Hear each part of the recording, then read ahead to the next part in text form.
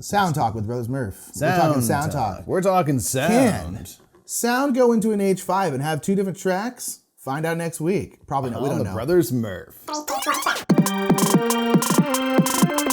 What's up, everybody? I'm Mike. I'm Nick. We are the Brothers Murph, and in the time that it took the title to happen, we didn't sound. I don't know about the sound. We didn't. No, we didn't. You didn't said text next us in week. time. Oh, It's not next week. So that's on me. I'm just not paying enough attention. We are going to talk about every game we played in September.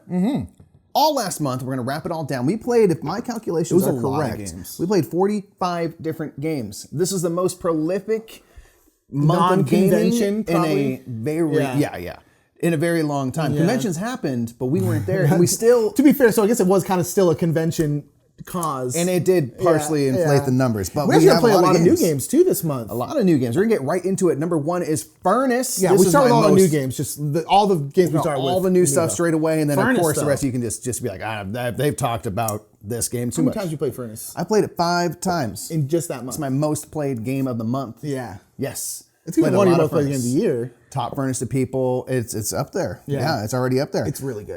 Furnace is an awesome auctioning and then engine building game. This is sort of, well, I'll let you talk about, but like, we've always been like, we want quick engine builders where it gives you a nice ramp up feeling, but it's not a super huge game. But it's hard to like thread that needle. And I feel like Furnace does a good job because it has that awesome, interesting auctioning mechanic.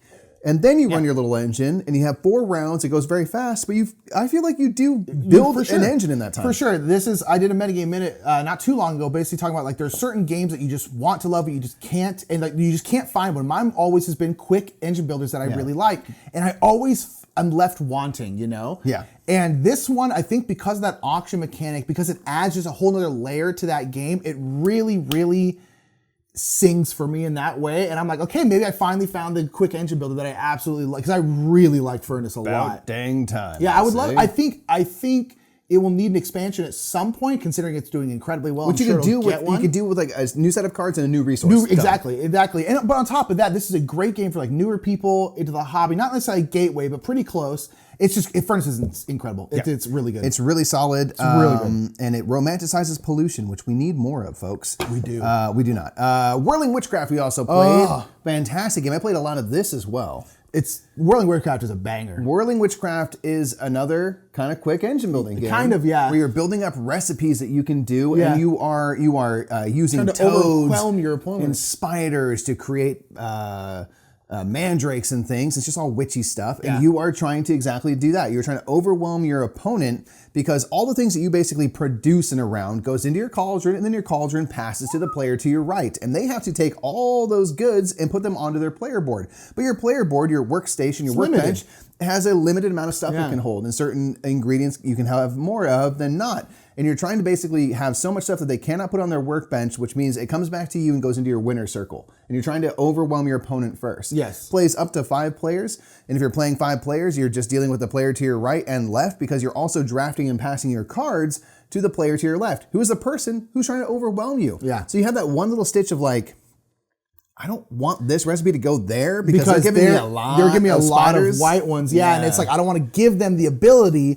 to draft a card that's going to let them give me more white ones. I like the idea of like, I've never played a game where you're building an engine or you're trying to get this resource production going simply to, you're trying to build an engine that the other engine cannot sustain. Yeah. It's really interesting. It's really interesting. It's super, super fun. And again, it's very, very simple. You also get a little bit of player powers, which you don't even need to necessarily play with. Yeah. But it's just simple. It's just resource.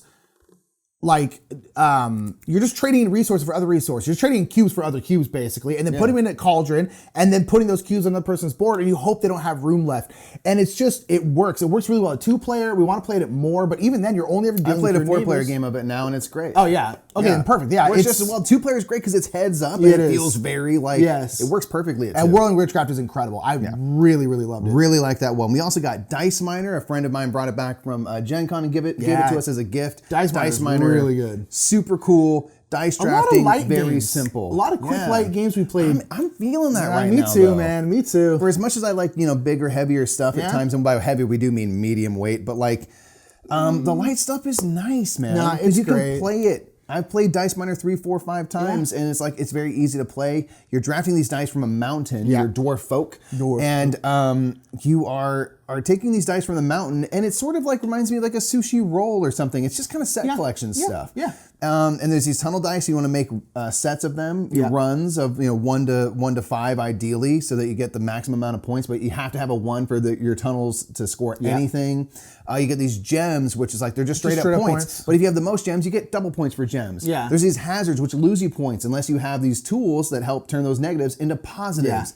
And it's all, there's some skill, but there's so much luck because at the end of the round, you take all the dice you gathered, unless you have some treasure chest, and you just roll them. And it's like, well, everything I built is now bad because these dice are bad. And there's some things that allow you to lock dice so you don't have to re-roll them. But for the most part, you have to re-roll everything. And again, you're working in a bit of an engine because you're like, well, I have a lot of yellow dice, which are gem dice. You're like, I'm probably going to get gems. But like, you don't really know what you're going to get.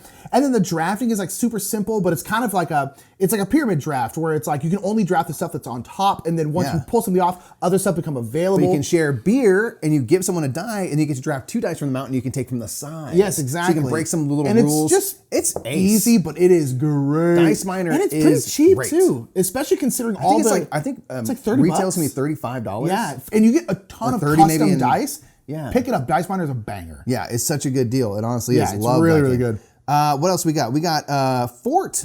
Played our first games of Fort. Pretty good. I like Fort. We were late to the party on this one. Yeah, we were late to the party. I enjoyed Fort because we like deck building games. I like the idea of it's a game where you're kids. I think the theme is like so good for a '90s kid. The only thing, if you made like backyard baseball, like Sandlot style, it's the only theme to me that could be like more amazing. It's literally like your kids building a fort, and you're like essentially like kind of drafting. It's a little deck building game, but you're also like kind of drafting cards from each other and from a little public market. And they're essentially kids coming to your fort. You're playing with your friends. Yeah, you're playing with your friends. Every kid you play is someone you're playing with. But any cards you didn't use in your turn go to your yard, and the other person can take one, which means that kid is now like, you know what, I'm going to go check out what this fort over here is like. And it's just really, really cool. Yeah. But it's great. It's got a little engine building where you're playing cards. A lot of cards will be like, you get to do this many times depending on how many of this symbol you have.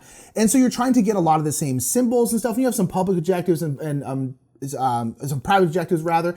And it's good. I love the look of it. I love the theme. The deck building is like simple, but really good. Yeah. It's just a solid game. I think it's a nice little package. And now they have an expansion like the Cats and Dogs, which I'm like really curious what that adds. It's not bloated. It's not too much. It's just like, it's just cool, man. Yeah, it's cool. It's a cool dug game. it. It's a good little box. We played Kim Joy's Magic Bakery. We did a sponsored stream from Skybound where we got to make a raspberry pavlova, which was good. As part of it, we made it good. We made it good. It's like as soon as you make it, it immediately starts disintegrating. It does. So you have to eat it quick, and it is a lot of sugar. Do. But it's really great. So we made that, and then Karen joined us. And we played Kim Joy's Magic Bakery. It's like a little kind of set collection co-op game. Co-op game that's kind of like hard because you don't have that many actions and stuff. It's like not my favorite game, but I think it's really great for families. And that's the thing. Like, this game is not really meant for us, right? No, but like Karen and I love GBBO. We love like the Bake Off, and Kim Joy was like a character, a person we really enjoyed in the season. We're actually rewatching that season now, fittingly, and so it was cool, man. I love like baking theme is like really cool, and it's like chill. And like I know families are gonna really like it, so I'm just like stoked that it exists. As always, this falls in that category of like really glad it exists, even though it's not like our game. Yeah, totally. It's not gonna be our game for long. It's super cute. It's well executed. It's co-op, so families will be able to play it very easily because you're not. There's no competition. If you have like kids and stuff, it's not always flow very well with that. So yeah, it's great. It's great. Again, it's not. We probably won't play it very often, but it's like, hey, if you know someone loves GBBO, pick it up. It's good. Yeah. We played Sagrada, which we have played before, but we played with the Life expansion. We haven't played Sagrada in quite some time. We have not played, because we've never, for whatever reason, we've never bought it. I don't know entirely why we've never bought it. We love Sagrada. Yeah. But Sagrada is a game where you're building out a stained glass window. It's kind of Sudoku style, so if you know someone who likes Sudoku and is interested in board games, have them play Sagrada, because it's got some similarities to it. But you're building out a stained glass window with these beautiful dice, which we've played before. Really great game. Been around for a little while now. But we could play with the Life expansion, which was really, really cool. It doesn't add too much. That's my only problem with my worry with Sagrada, it's like keep the game at the level that it is. Yeah, don't overcomplicate the game, don't bloat the game, and this really doesn't. I've heard the other expansion doesn't as well, which is really wonderful. The passion, I think. But this game, you essentially can get these special kind of what they call worker dies. Yeah, they're work. Yeah, something like master workers. Master workers, I think is what they call. And basically, they're for the most part going to have arrows on them, like an arrow that's pointing like this. And you're going to put that somewhere in your stained glass, and they're orange. So they do count as a color, and they basically count as any number, right? Or zero. You can place it on any number place because it doesn't have one. Yeah, but it does have a color, so you do have the place for that. But then where the arrows are pointing, it'll be pointed to different spots in your stained glass window. Like right above it and to the right, for example. Yeah, exactly. And on those two spots, you either want to have the same color or the same number. If you do, that die is going to be worth an extra 5 points. Yeah. And then if you don't... It gives you some limitations. Yeah, but it gives you some limitations. And at first when we were learning the game, I was like, oh, this is going to make it way harder because the puzzle of where to put stuff is already difficult in Sagrada. But it wasn't too difficult. Nope. And it did add an extra points and add one more thing to think about. And it was really, really good. And then there's also some cards that you can play that allow you to do some cool stuff. And I thought it was a really great little expansion. Yeah, I thought it was great because it's like one of those expansions where it's like you can interact with the expansion stuff to the level that you want. Or you can not do it at all. Just build your stained glass window and you will be fine in the game. Yeah. You will be just fine. And that's great in a game of Sagrada. There's some expansions where I'm like, no, I want you to have to do this. But like in a game like Railways of the North, that's you now can't just do a normal delivery piece of the game. Yeah, but it's like this is also, especially in these easier games, being like, you just don't worry about it. I'm going to play with this part, but don't worry about it. Like it doesn't give me like necessarily an unfair advantage in the game or something like that. Yeah, so. That was a Sagrada. We played Super Truffle Pigs. So Truffle Pig, this is like a cute little game. Yeah, it's a cute little game by like Bicycle, the card game. They started making its games by Bicycle. And we did a stream of this with Matthew Jude. Yes, right. Our dear love Matthew Jude. Dreamboat. And it's a game where you're moving pigs around. You're trying to hunt up truffles, which I think is a cute theme. And there's these wolves around that are going to be moving and trying to scare your pigs off. And the wolves are sort of a hiddenly programmed movement. But we're the ones programming. Yeah, we have to program. So you roll this die, and it's going to dictate how many cards, if you must play any. You have to play one or two cards to one of two or both wolf tracks. And there's gray and brown wolves, and they're going to be face down. At the end, you're going to flip over those cards one at a time. It's going to make the wolves move up or to the right or do different things. And so you're trying to like move the wolves obviously away from your pigs and into the direction of other pigs. But you maybe played something and I have no idea what you played, and I play something and I make the wolf go right to me and scare my pig off. And so that was a nice, like, fun little bit of tension. It was just like, oh man, like where are these wolves gonna go? But I also need to be getting truffles because that's how you win the game. There's some like powers you can use. It was a cute little game. It was a cute little game. And I think the three of us bought into what it was and had fun. Yeah, and I think it's a great light game. Again, it's not anything super groundbreaking, I think that, but it's a cool little game.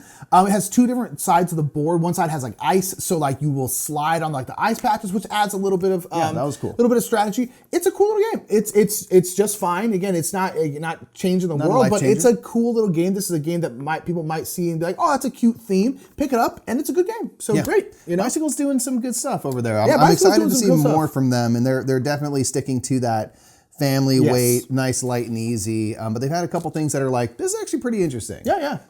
Pretty cool. That was Super Truffle Pigs. We played 10 from 10 AEG. Is a banger. 10 is great. I really like it. It's super simple. It's a game where you're ultimately trying to collect, again, a run of cards. There's 4 different colors. They have numbers 1 through 9, and you would love to build a complete set of 1 through 9 of blue or green or pink or orange. And so on your turn, there's some push your luck because you're going to flip over a card, and it's going to have a number 1 through 9, or sometimes there's a couple of other types of cards in there. And the rule is, as you flip out cards, if the sum total value of all of the numbered cards exceeds 10, you bust. You're done. Those cards go to a market, and you might be able to buy those cards later, and you get a little bust chip, which you can use to spend on stuff. But then there's these wild cards that are, they can be any color, but they're a 2 or something like that. Or there's these wild number cards that are blue, but it can be whatever number you want. So you can kind of tweak you know, your sets and stuff according to those. And anytime those come up, there's immediately an auction for those. Yeah, it's a one-time around auction. One time around, you bid, and then finally the player flips it over, gets the final bid. They can either outbid or pass, and the winner gets that card. Yeah. And they spend their money. So there's like this currency element that comes up on cards as well. And then you get that compensation from busting. And so it's kind of a cool, simple, like you push your luck, you're trying to do some set collection. It's There's made by the little same bit people of, who made Point Salad. Yeah. And it's the same kind of weight. Probably a little heavier than Point Salad, Slightly. but it's just like... But it's very accessible because there's other cards where it's like there's other games rather where you're trying to collect little sets of cards. Yeah. That's a very familiar concept. And it's so good. It works really is. well. It's so much fun. Just the little bits of, there's a bunch of like little stuff. Again, you're trying to collect these sets. You bring out these cards, just push your luck with that. There is a little bit of auction. There's a lot of little stuff going on, and it just works really, really well. Again, it's just cards with like numbers on them, but it's very, very pretty. It's very bright. It's very vibrant.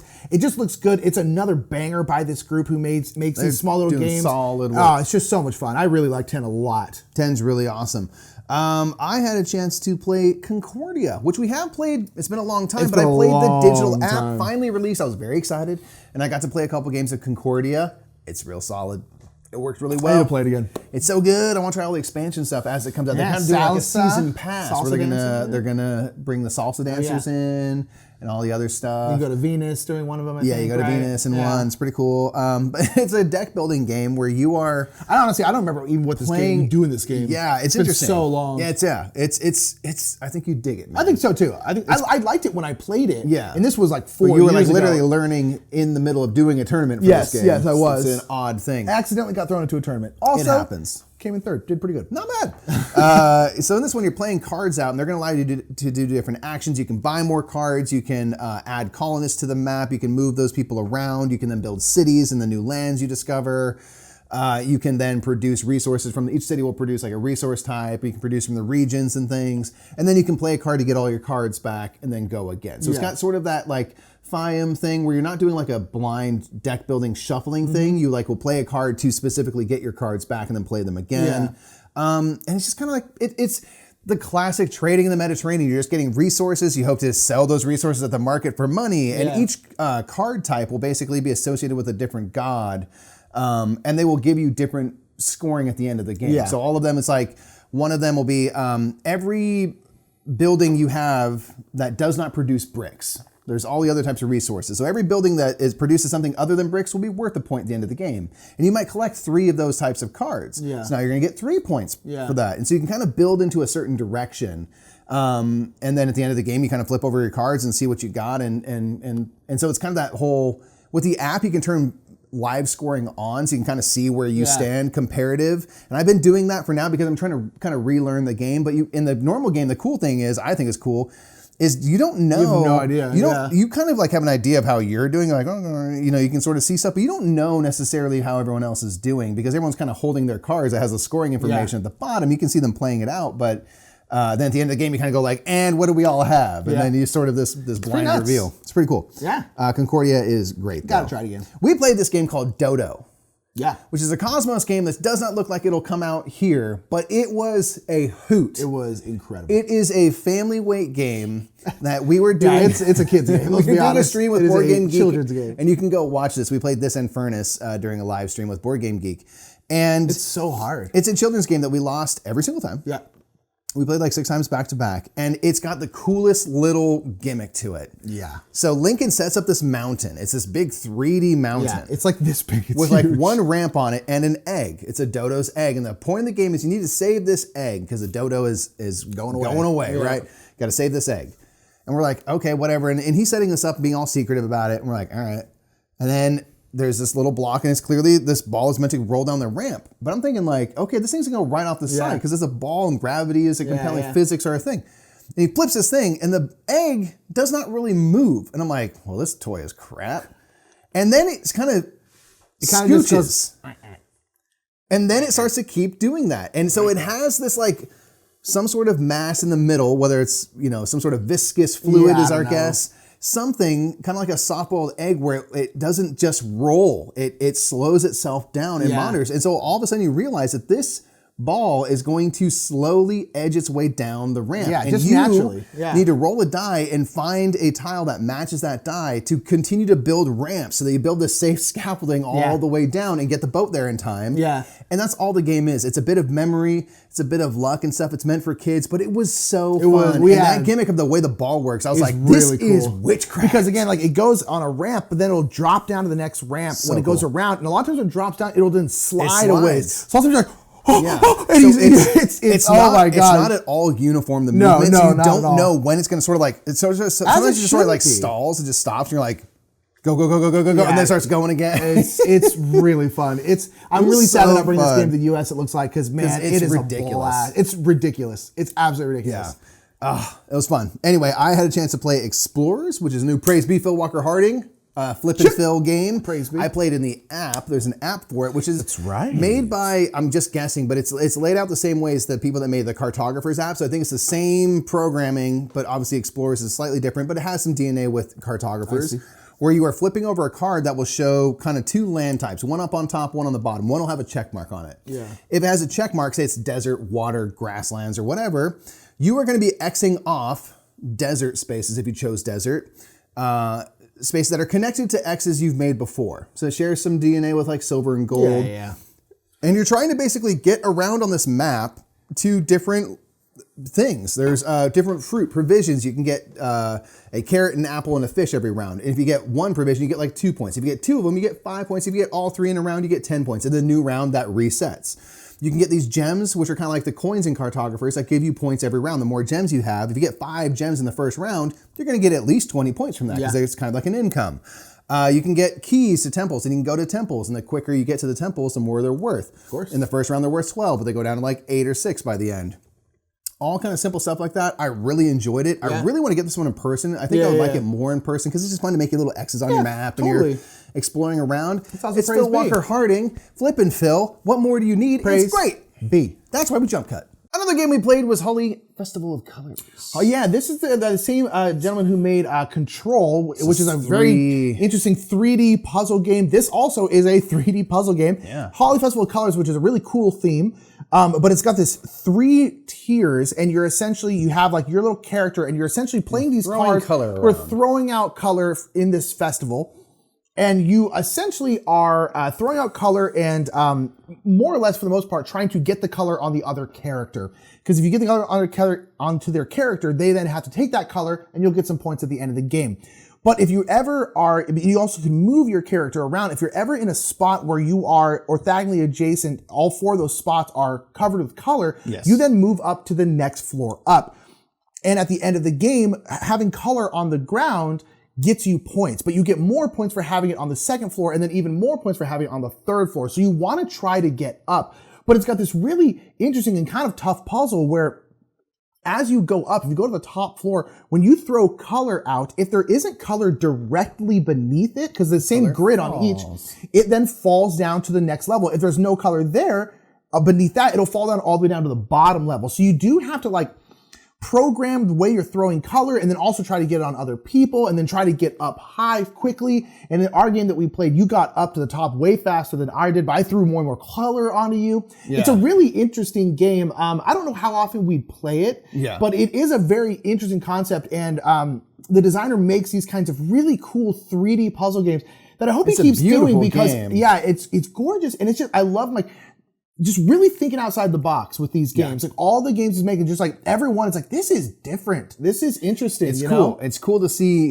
the mind at work in that way. Like, you just see stuff differently. So it's a cool It's really neat. I'd really like to try it with 4 players. I'd like to see. I think 4 would be really interesting. Really tough because how crowded it'll be. I think it'll be better at 3 or 4. Yes, for sure. But Holi Festival of Colors was really neat. It was a very interesting game. Yeah, we played The Hunger, which is a deck building game coming from Renegade Game Studios, which is Richard Garfield game, who famously has never made any popular games. Certainly not like the most popular ever.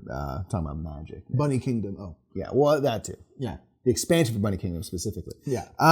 So The Hunger is a deck building game with a really cool idea for a theme. You are vampires. Yeah. And you are starting off in your haunted castle, and there's this board that goes kind of in a spiral further and further away from the castle. Yeah.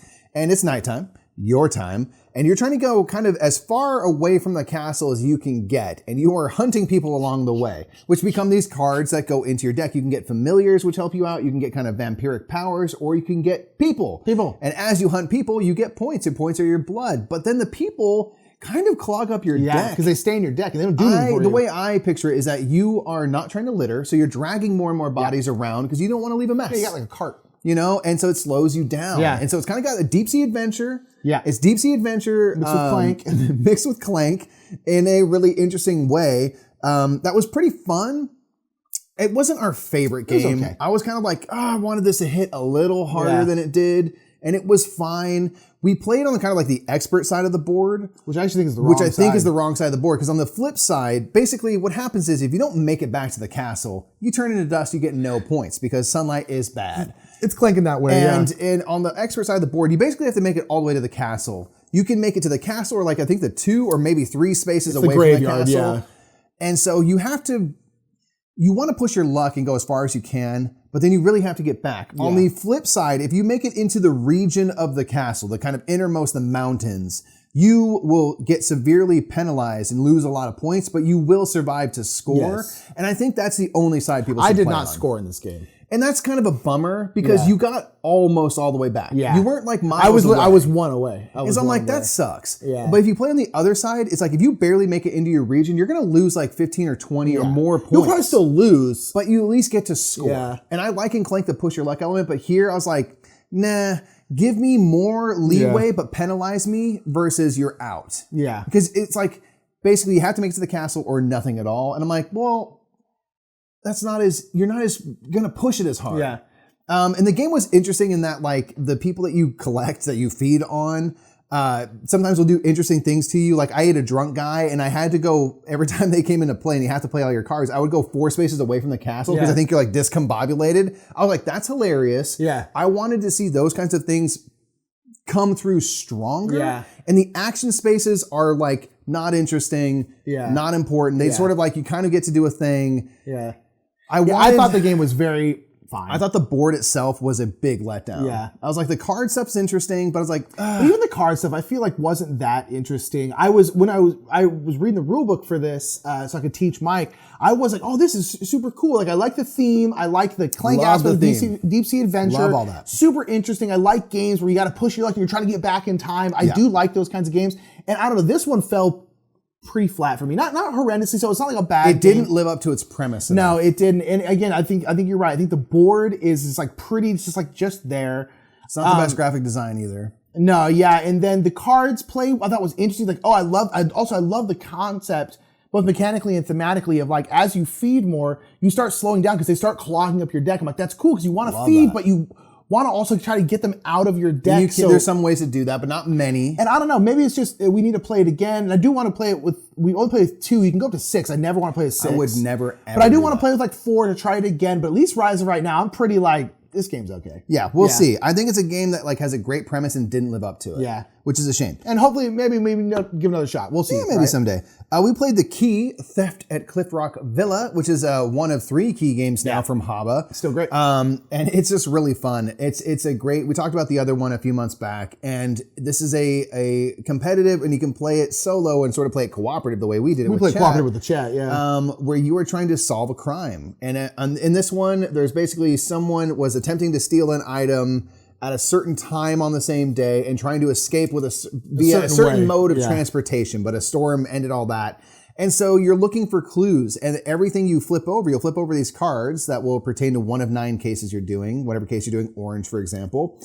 And you'll get a bit of information saying that like the elephant was stolen before one of the other I think items. it was one that's like a crown kind of thing. Yeah. The tiara. So you're like, okay, well, I know that the tiara cannot be at the earliest time. Yeah. Because the elephant could not be earlier than that. We don't know everything, but we at least can eliminate something. Yeah. And you're basically crossing off what you know to not be true. And then occasionally you get something that like, okay, it'll be this like, one person was the latest one to steal. We know that. They are confirmed. And you just getting these clues, and the clues little have bits of numbers on information. them. Yeah, little bits of numbers. Yeah. And they have numbers on them, and basically the higher the number, it's like 2 to 4. Kind of the more info. The more info it'll give you. But especially in a solo game, you're trying to solve it with the lowest score possible. So you want to try and get vague clues. And it's just, it really, really, really works. I always love games where like, you can logically deduce things. Yes. I don't like social deduction as much, but I like in this, it's like you can puzzle some stuff out. Also, if you're playing with us, you can also definitely think you're smarter than you are and be like, nope, we messed something up. That was incorrect. Yeah, we messed something up. It's really fun. It's really fun. It's really fun. We play it with chat, and it's really fun with chat. It's really fun. I had a chance to play Kingdomino Origins. That's right. Which is coming out from Blue Orange Games. It is really good, I'll tell you this. I was looking around because I don't know if we can talk about it. I think we can. So Kingdomino Origins is the next Kingdomino game, and this is I'm going to do a video comparing Kingdomino, Queendomino, and Kingdomino Origins. This is the game that sits in the middle. What about Kingdomino Duel? Of Kingdomino, sure, yeah, that's fine. It sits in between Kingdomino and Queendomino because there's basically 3 ways you can play in the same game, which I think is dope. Yeah. So you can play kind of discovery mode, which is basically Kingdomino. Yeah. There's a little bit of difference because now you're ancient, like cave people, you're right? cave folk. Yeah. And you're trying to make comfortable places to live. And so basically instead of crowns, you have fire symbols. Fire is good, means, we have comfort and safety and stuff. And you're trying to have a land type, you're matching land types with as many fire symbols as you can have. But rather than you have the mines in the original Kingdomino, here you have volcanoes that are going to spew out fire tokens. Yeah. And so you can spew them onto different areas and you can kind of artificially inflate the value of land types you build. Yeah. Because you don't only have to go off stuff that's printed on the tiles. I was like, that's really interesting. But very much Kingdomino otherwise. Yeah. Then there's 2 other modes of play you can do that are kind of add a little bit more and a little bit more still. They're not crazy complicated, but they do kind of get you more on the Queendomino side of difficulty level. But I like that you have a game in a box you can choose the level at which you want to play. Yeah, I really want to try it. Mike's had a chance to try it. I haven't had a chance to try it. We will do a stream of it soon. It's really good. I really like it. I just love the idea. I like Kingdomino, so I'm just like, more of that, please. Thank you. We played Lost Cities Rolling Right. We did play Lost Cities. You're not a huge fan of Lost Cities. I don't. How'd you like the Rolling Right? Not a huge fan. I don't like Lost Cities. I thought this was good. Yeah. It's one of those things where we've kind of talked about this multiple times now, where it's like at this point there are a lot of roll and rights. Yes. It used to be every single roll and right was like, oh, I love it because it's a roll and right and roll and rights are cool. Now we're a little more discerning. Now there's so many roll and rights where for me to really be into a roll and right, it's got to be an absolute banger. I think this is a good roll and right. Sure. I think it's plenty fun. I would never choose it over a Cartographers or a Fleet the Dice game or Raj the Ganji's dice game. I think it's good. The good thing about rolling rights, they all tend to be around this big, and so we'll keep it. Oh, it's not going anywhere. Yeah. So it's again, great rolling right. I don't think it's anything. I think it does a decent job of re-implementing, being Lost Cities-ish, where you can sort of get an investment on an expedition. They're the different colors and stuff. It's the same level of thematics as Lost Cities, which is 0. Yeah, it's good. And I think it does some cool stuff. I think so too. I think it's you can play more than 2 players, which is also nice. That is also nice. Yeah. Again, it's good. It's a good implementation of that game. I think if you like Lost Cities, you'll probably like this rolling right. I really want to play Lost Cities, a board game. I want to. I think that'd be the one for us. I think that'd be the one for us. But so it's good. Again, it's one of many rolling rights at this point, and it's great. Fair enough. We played Mystic Market. This was surprisingly fun. It's got some Jaipur in it. I feel like where you're collecting sets of cards and turning them in, but the value of these sets of cards changes because you have these different, I think, 5 colors, and as you play sets or sell cards, is what you're doing.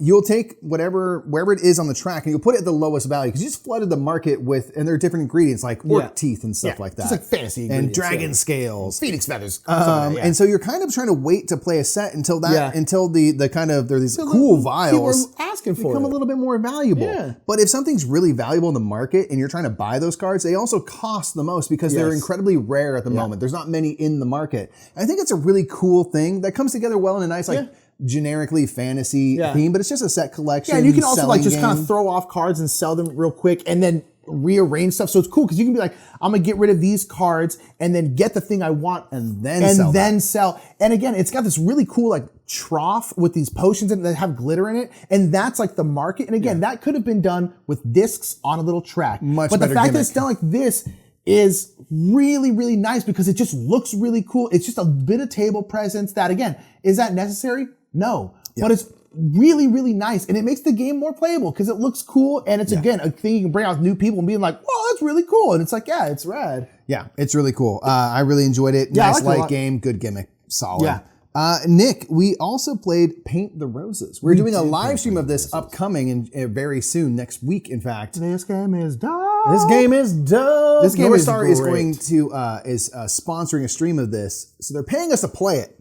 They're not paying us to say that it's great Because it's really I want to make that very clear. It's super good. We got the game a while back in advance of streaming it. And so I was like, I'm gonna read the rule book. And I read the rules and I was like, dang, this seems pretty tight. Yeah. And to the point where I was like, hey Joy, my mother-in-law, Nick, you want to play this game? And we played it, and it's a cooperative deduction game where you are trying to successfully build out the Queen's garden, the Red Queen's garden, She's without like getting your walking head the axe, chopped being off. like, One of y'all gonna get it. Keep going. One of y'all's gonna get Keep going. this. And so the queen wants the garden built in a very specific way. And we each have, they're called whim cards. And this means it's the whims of the queen. And the queen has told you that she wants shrubs that are spades next to clubs. Yeah.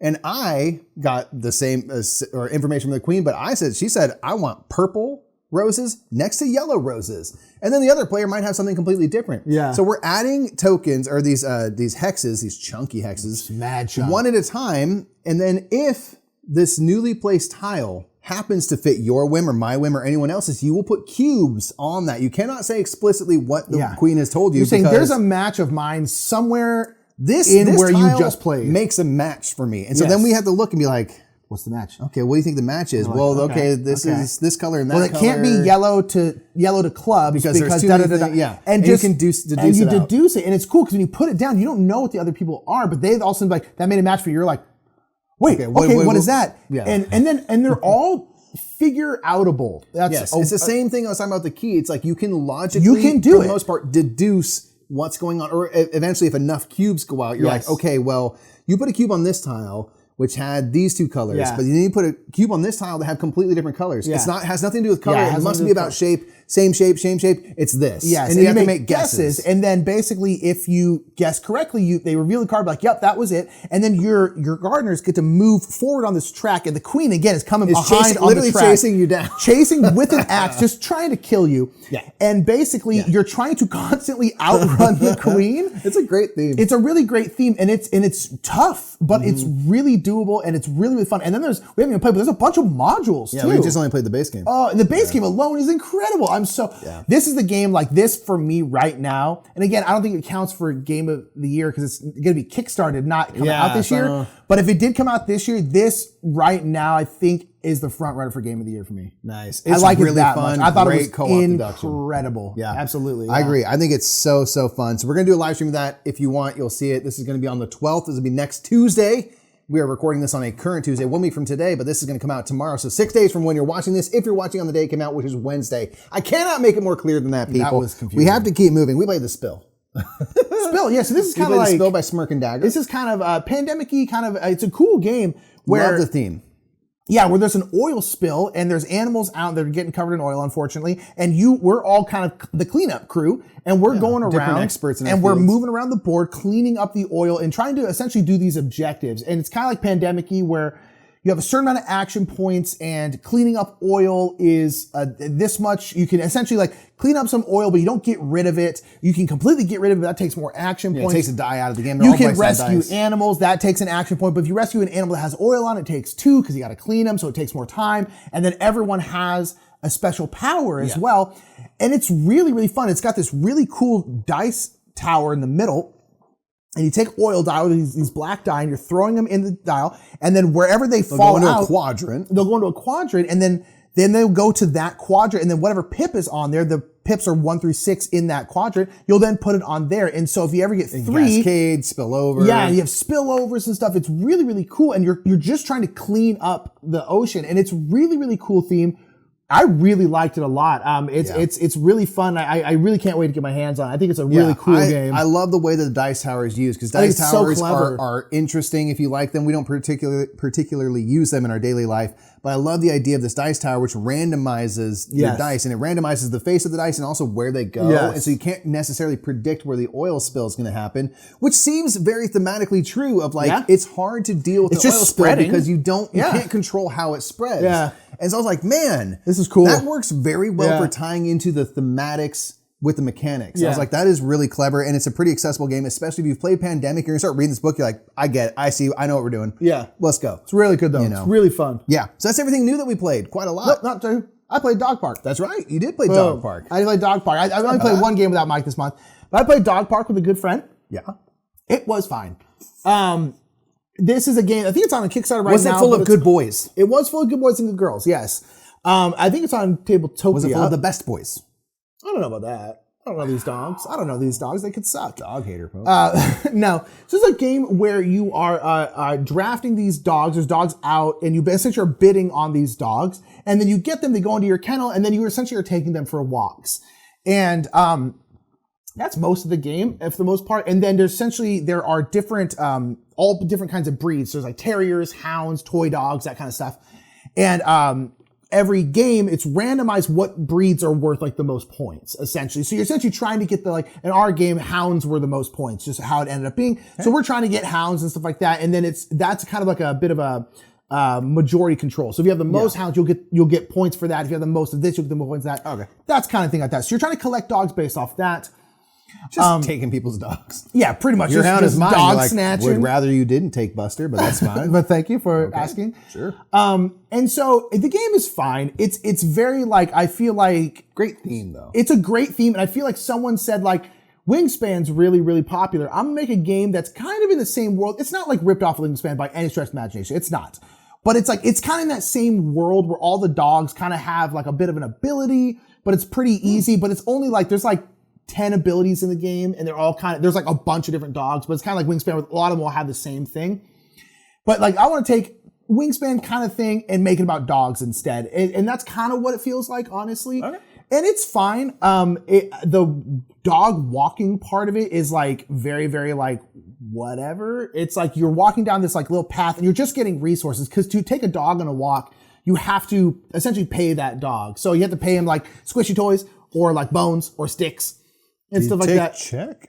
Yeah, and so on the dog walk, you're essentially gathing these resources to then. So hopefully for the next one, you can take these other dogs on walks, and it's it's fine. I think it was an okay game. I don't think it's anything you hated it. revolutionary. I think it was fine.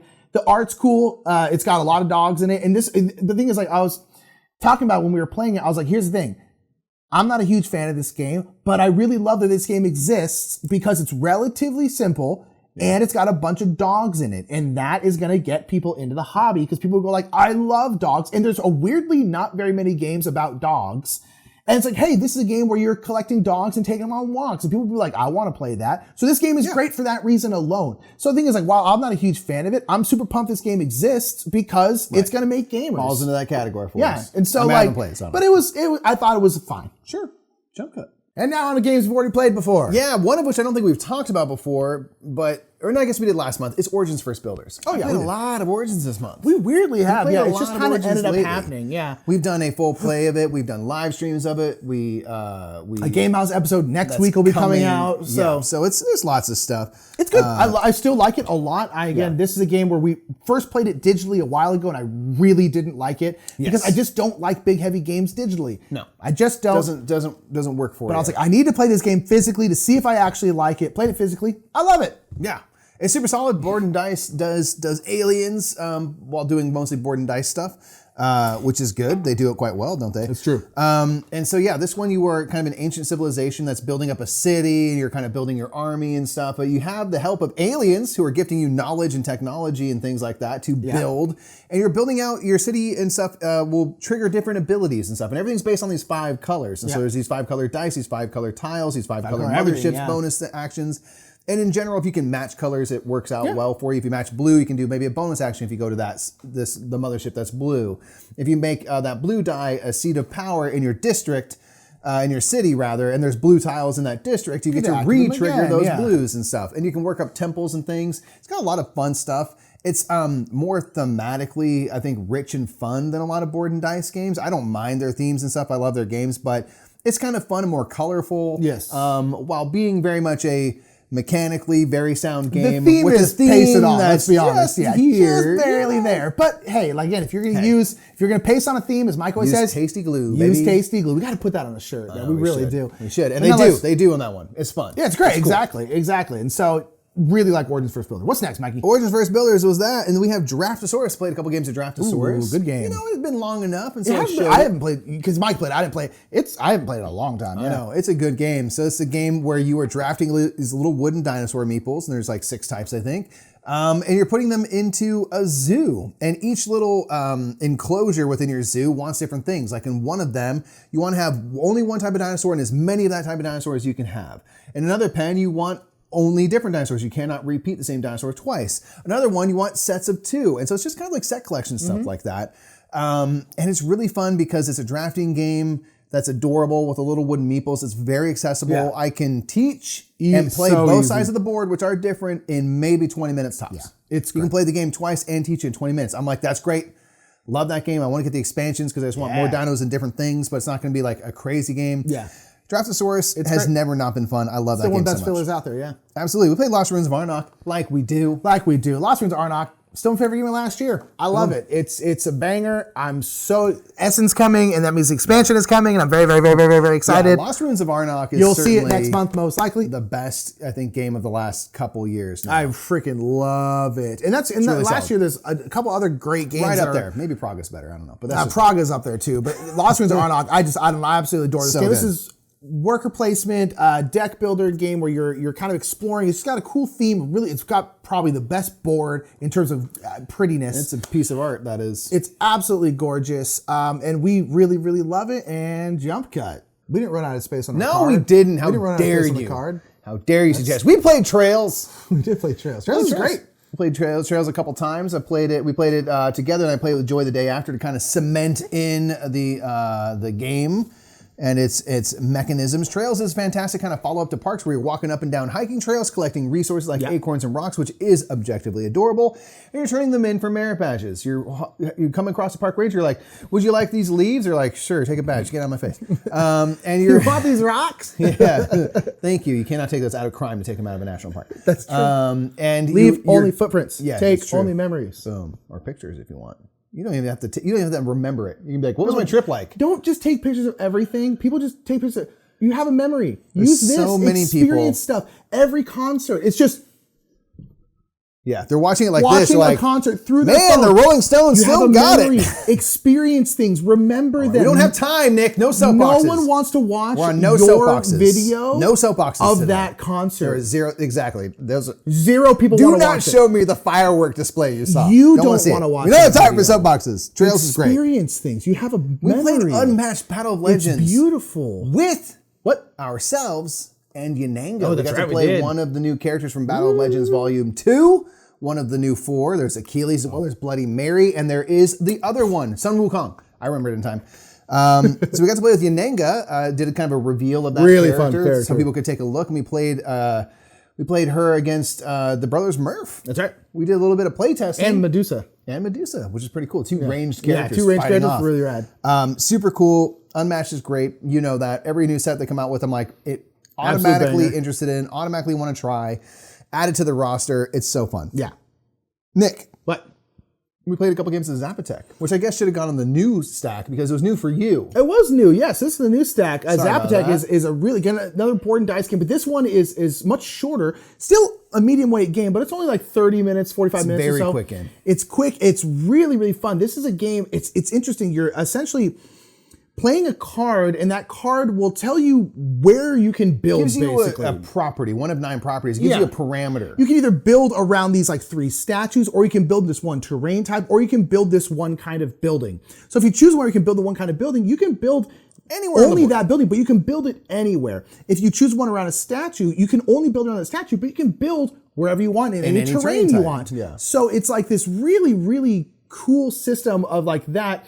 And then you're just putting stuff out and trying to essentially fill in this like little grid on your board. Well, a 3x3 grid. Little 3x3 grid, which then essentially is going to give you resources to then build stuff and do all this cool. And it works really, really well. You play 5 quick rounds, and it ramps up very quickly because you get these rows or columns filled. And then if you activate that row or column, you're all of a sudden getting a lot of resources. And there's kind of basic resources and advanced resources. The advanced resources give you all these extra types of actions you can do. Tracks and stuff. You can get these typical board dice trade stuff. tiles and stuff. But yeah, it's a typical board and dice type game, but it is shorter. It's condensed down. And then there's like area majority because whatever card does not get drafted, you're going to play a card, you're going to draft a card. Whatever card gets left over becomes the bonus. It's a scoring card, for the next round. Yeah.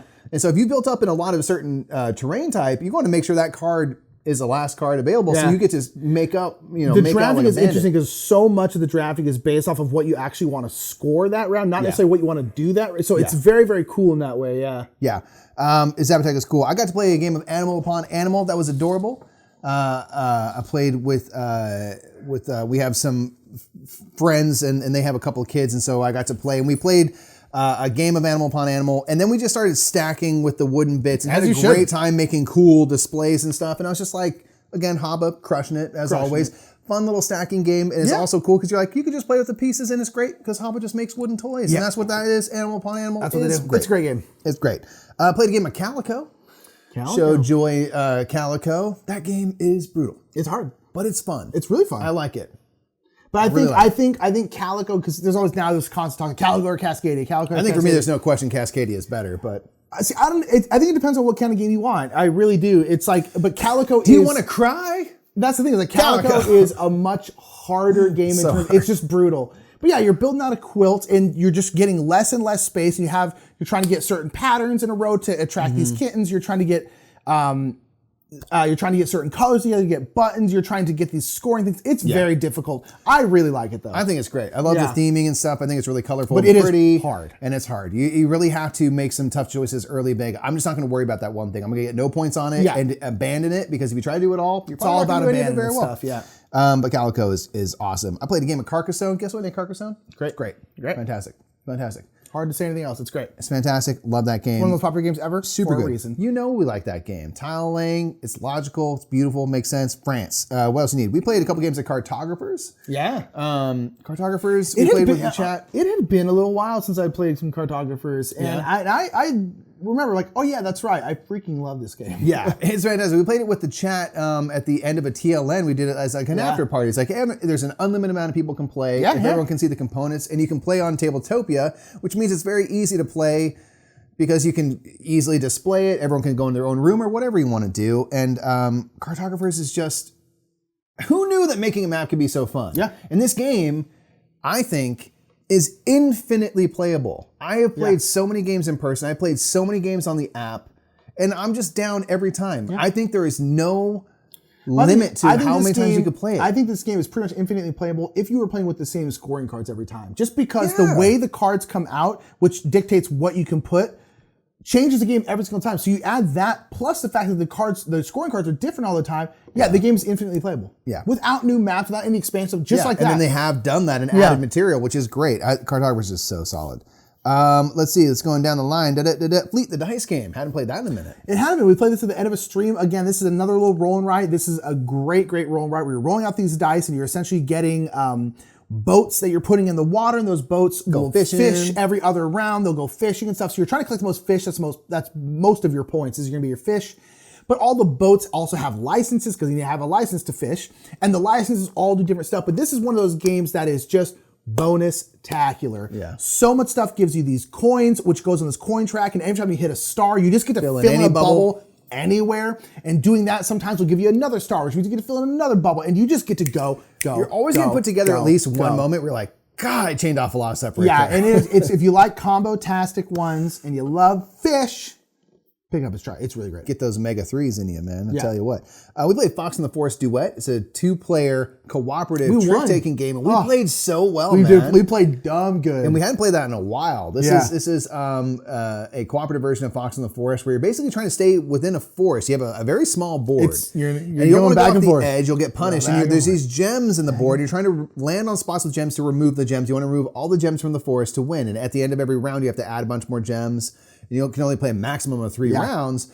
And it's all about selectively winning and losing a hand, because if I win a hand and there's a certain amount of paw prints on the 2 cards we play, we're going to move in my direction that many paw prints. And there's certain cards and powers. All the odd number cards have powers, and you can modify some of that stuff, but you have to be really careful to not go off the edge, and you have to land on a spot that has a gem or else a ruby or whatever, or else it's just a wasted turn. And so there's a lot of nice trickiness while being straight up normal trick taking. Fox and the Forest Duet is beautiful as well. Really cool. Really and you fun. can fit Fox in the Forest and Fox in the Forest Duet in one box of Fox in the Forest or Fox in the Forest Duet. It's a big deal. Which is great. We have 2 games in one box. Better deal. Yeah, better deal. That. We played Gods Love Dinosaurs. We didn't play Gods Love. This is honestly, this is a game that fits right into the Cascadia, the Calico, a game that's very, very simple. Spatial, but is a difficult puzzle. This is a game where you have these like hexamonos, like 2 hexagonal tiles stuck together. It's like a little domino that have land types on them. And you're putting those out there. And then you have like a board that has a bunch of different rows. And then once that row is depleted, so basically the last one is taken, whatever animals at the bottom of that row will activate. There are 3 different types of animals. There are prey animals, which are like rabbits, frogs, and rats. And you'll put those out. So frogs will go into different like wetlands, that kind of stuff. So you populate there. And then there's 2 predators. There are tigers and there's hawks. And so you can then get to put them out there. They want to eat the prey. They will eat the prey, and then they will populate because they get to eat the prey. And then there are dinosaurs. And then dinosaurs can eat prey or predators, but they will get points if they eat predators. So essentially you're building out your kind of like little ecosystem essentially.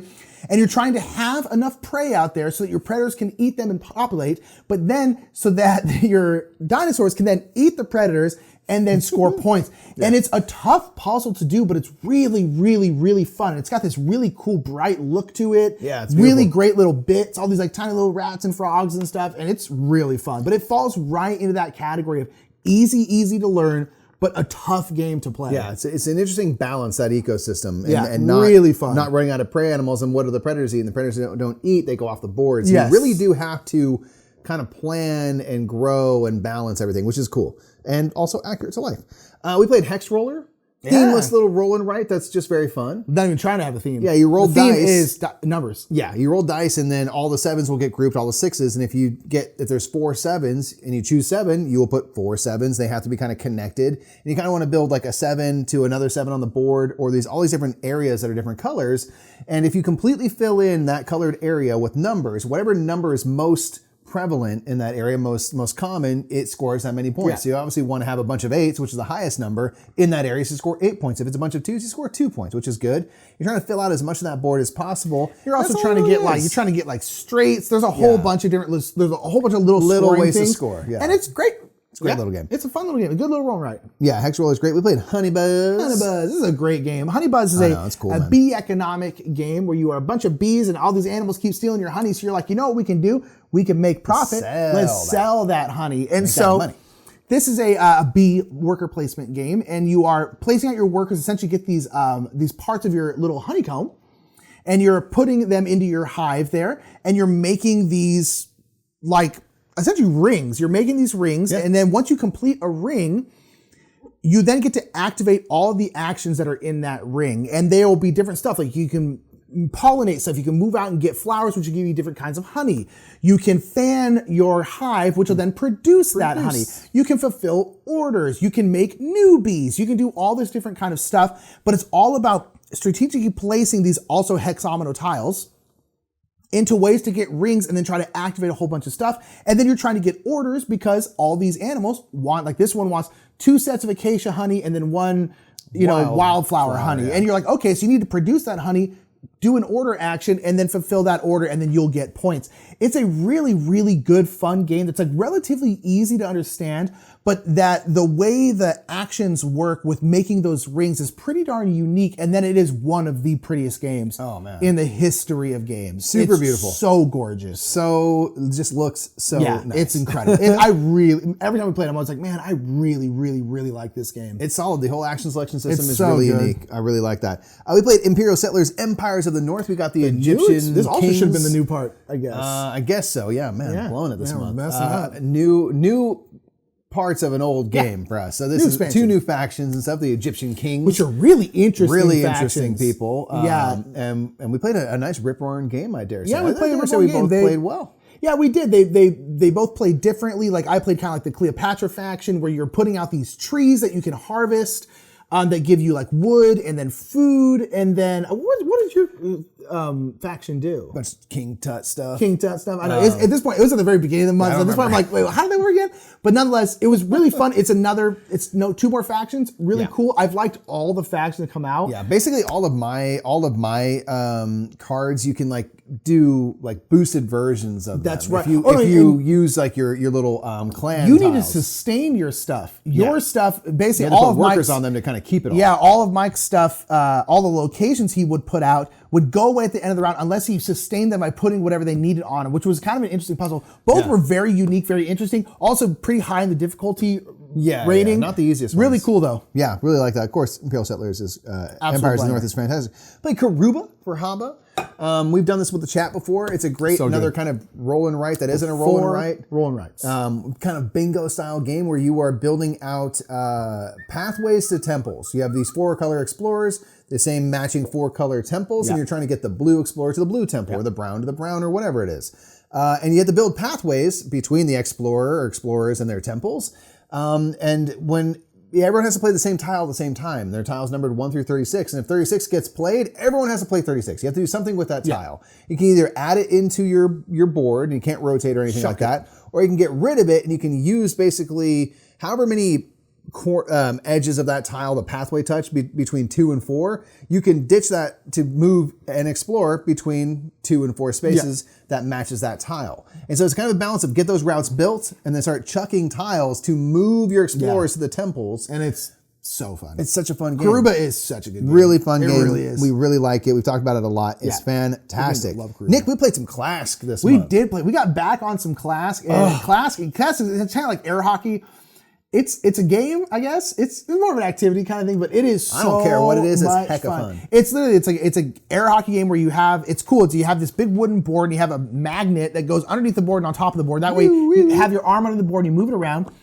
And you essentially are trying to hit this ball into your player's goal. That's what you're trying to do. Like soccer. And so you're just hitting this ball back and forth.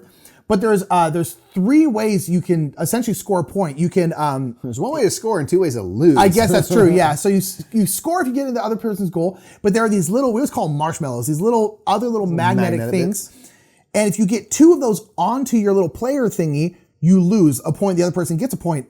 We don't lose a point. I guess they just get a point. You're trying to knock. So you're constantly trying to the other smack player. these things into each other and trying to avoid them because they're magnets. So if you get too close, they'll go whoosh, it onto you like that. Right. And the last thing you do, if you're moving your thing around, you accidentally move your player pawn thing into your own goal. That's called a Klask. It goes poof, like that. Yeah. And that also scores the other person a point. So it'd be fun enough if it was just air hockey, but because there's 2 other things you have to worry about, you gotta pay attention. It just adds a little layer onto like air hockey, and it's so much fun. It's so fun. It's so fun. Klask is a ridiculously good time. Ridiculous. And now we can actually sit across the table and play Yes, it where oh we my can gosh, actually it's reach so a much little better better. than we used to be. We played a game of Miyabi, speaking of Hobbits, from their Yeah. kind of like family line, like more than just a kid's Yeah. game. It's a Michael Kiesling tile laying game, and you are building out a garden. Beautiful garden. And as you build out, there's these 5 different types of features. There's rocks and pagodas and things and fish. And when you add a piece, whatever feature is showing, it'll either have 1, 2, or 3 of that thing, and it'll score that many points. But you can build out and then you can build up. If you can make a stack of tile completely supported beneath it, it'll double. And then if you get to the 3rd layer, it'll triple whatever you're showing. Quadruple, So you're trying to build kind of a base and then build upward to really magnify those points. Kind of like number 9-ish style. Number in 9-ish. terms of the stacking point. Everything else is and different. it's just a great like tile laying game that I really- feel like got overlooked. And this game is very, there's a lot of restrictions in the game, but the restrictions make the game better. It's very, very restricting. But that's a good thing. And it really makes it tough decisions in an ultimately relatively simple game. It's really fun. Yeah, it's really solid. Nick, we played, I played Raiders of the North Sea. Oh yeah, that's right. Got a copy of that. Finally got a copy of my that. My mother-in-law picked up a copy of it and we played, and it was just super solid. It's been a while for me. Great, and it's been a hot minute for you. Maybe it's I would like to try. I'd like to play it again. Yeah. It's a great worker placement game. I love the idea where you have 1 worker. And you place that worker and you activate that spot. And then you pick up a different worker and you activate that spot. So I love the fact that you only ever have one worker in your hand at the end of your turn. I love that you'll know if it's the end of your turn if you have a worker in your hand. And if you don't, you got to do something else. Something up. Yep. And then you get to activate, unless you're doing a raid, you get to activate 2 spaces. I think it's really interesting. So you kind of have this flow of like, get resources, do some stuff, got that stuff, go on a raid. Boom, get some stuff from that, go back to town, get some stuff, rebuild, go on a raid, you know, and you kind of, the ebb and flow of raiding and kind of rebuilding is just fun. It's a cool game. It's really fun. Love it. Nick, we played Raja of the Ganges, the Dice Charmers. Let's talk about probably the best rule, right? Is it your favorite at this point? Yeah. I still might like Cartographers more, but it's definitely a very, very close to. Again, this is something I keep wondering is like, do we have to break it into 2 categories? Because Cartographers is independent of another game. It's not based off of a game. Versus Raja of the Ganges, the Dice Charmers, is a re-implementation of Rajas of the Ganges put into roll and write form. I think they have to be in 2 different categories. And I think Cartographers is the top of one and Rajas is the top of the other. Oh, I see what you mean. No, because it's hard to, like, for me, I can't make the direct. They're both cool, right? Why does it make a difference? Because it makes a difference. It doesn't make any difference at all. They're both great. Rajas of the Ganges, if you like combo stuff, if you like Rajas of the Ganges. Rajas is better. If you like Rajas of the Ganges, the board game. So good. You'll probably like this. Super combo-tastic, really good looking game too. It's so much fun. Oh my gosh. It's really good. Finally, I played Wingspan, folks. Boom. Good game. Played it with the Oceania expansion, the European expansion as well. I love that nectar. I love that it makes it just a little bit easier I still only played with the Oceania expansion once. I really want to try it. Yeah, keep playing with it. Same. I'd only played it once and then I played it again. I was just like, I love the changes on the player board. It's a great little engine builder. I love all the birds. The art's fantastic. They've really kind of done a little bit of tweaking and balancing of the player board with the Oceania expansion. It didn't need a ton or anything, but like just a nice couple little tweaks. So we'll never play with the old boards. No. No, we got rid of them. We literally got rid of them. Trying to fit it all in one box. It's just solid though. It's just really solid. Yeah. Wingspan's fantastic. You know that. And that's all the games we played this month. Oh my stars. That was a lot of games. I think I'm calculating correctly. I think we have 44? No, 43. 43. Was that include the dog park game? Yeah. Okay. 43 then. Yeah, that's why I'd added in. 43 with the dog park game. Not a bad month. That was a good month. And again, it was Gen Con, so we were playing a lot of games for that, but it was a lot of good stuff this month, which is really, really cool. Yeah. So at the end of every Rapid Reviews, we like to shout out our new patrons of the month. We're kind of doing a month in review, so we'll shout out the patrons as well. Review. So in September, we got Dan Sturza, Jeff Hoffman, boom, Barry Westman, boom, Steve Bolenbaugh, boom, Nathan Rainier, boom, and then Richard Keeling. Thank you so much to all our new patrons. If you want to check out our Patreon, check it out in the link down below. We tend to put up like Q&A videos up there, kind of like metagame minutes, but more relaxed and stuff like that. Yeah. We put up sometimes supplemental videos to our top 10s and stuff. It's a really cool place, but we really appreciate the people who support us because you don't have to. Nothing's behind paywalls. Everything's free. It's just because people want to. Really, really appreciate it. I mean, it really helps us have this career. Like we couldn't have it without the Patreon support that we get. Yeah. And then like it's a big part of our income. Yeah, it's huge. So we really appreciate it every month, y'all. We really appreciate it. So thank you everyone who's a new patron. Thank you to all the old patrons. And thank you to the future patrons as well. Patrons past, that's future. That was a doozy. That was a big month. It was a big one. It's literally the biggest month we've had in a very long time. Very long time, yeah. So let's keep it up moving into the next month. We are getting to the end of the year, so it's obviously a different year than normal, but there's a lot of stuff coming out. So let us know what you've been playing, new and old. What's been your favorite game of the month? Hit those in the comments below, and we'll see you in Rapid Reviews next month. Bye, everybody. Bye. Thank you so much for watching that Rapid Reviews. If you want to check out last month's Rapid Reviews, check out that video right there. And that video right there is going to be our top 10 worst games according to BGG. So this is our lowest ranked games in all this collection. They're still great. We love them. Make sure to like this video, subscribe, share it around, do what you do. Check out our Patreon, all the stuff.